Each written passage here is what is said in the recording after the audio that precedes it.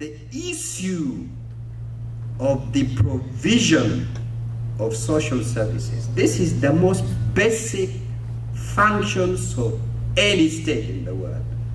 Others may be debatable, but any state in the world justifies its existence by being able to collect taxes, and the compact, the agreement with the citizen is that in return they deliver certain services to a citizen. In the context of Uganda, what would this mean?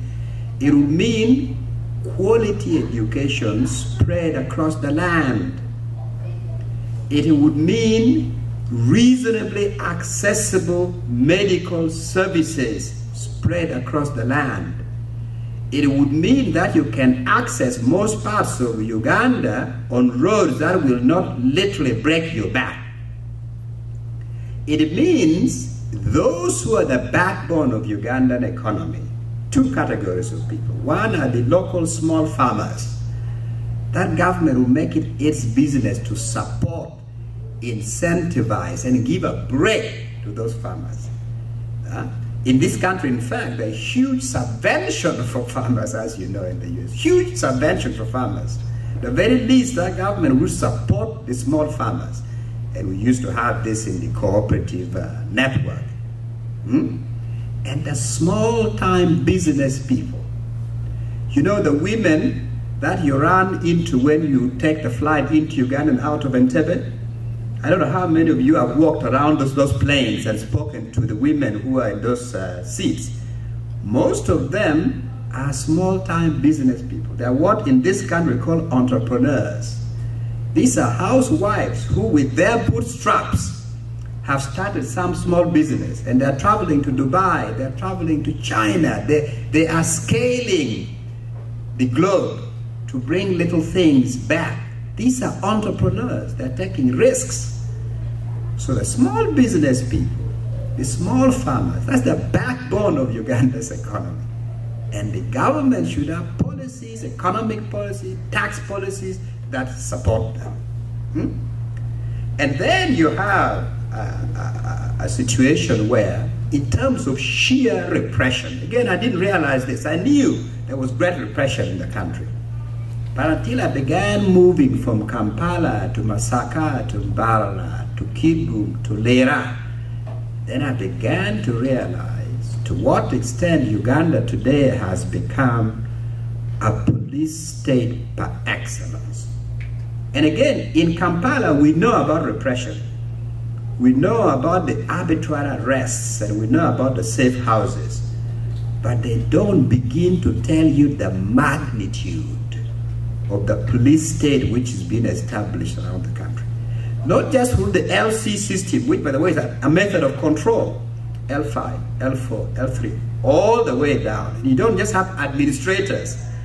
As you may know now, corresponding with those units of administration are security units and apparatus, complete with intelligence services going down to the village.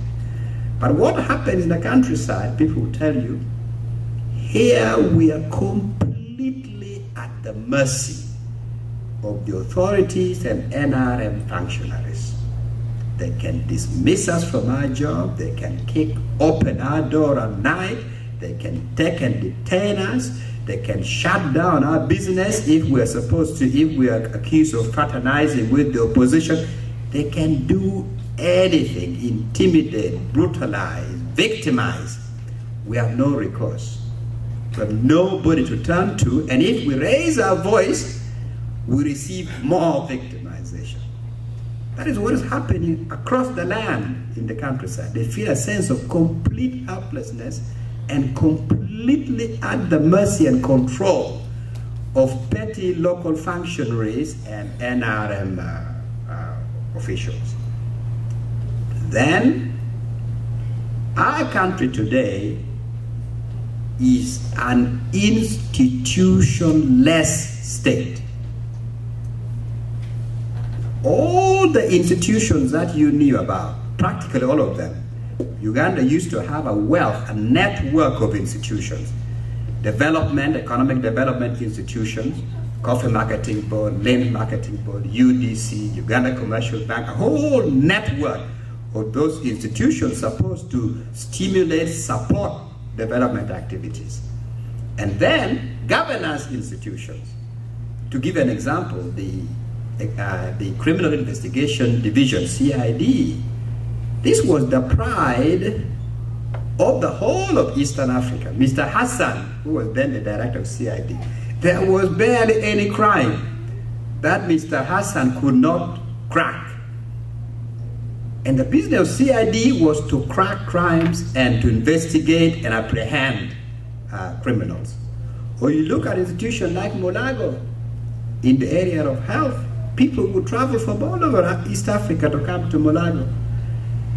Today, Molago is a sad, tragic, pitiful shadow of what it used to be. Today, the CID, that's one job.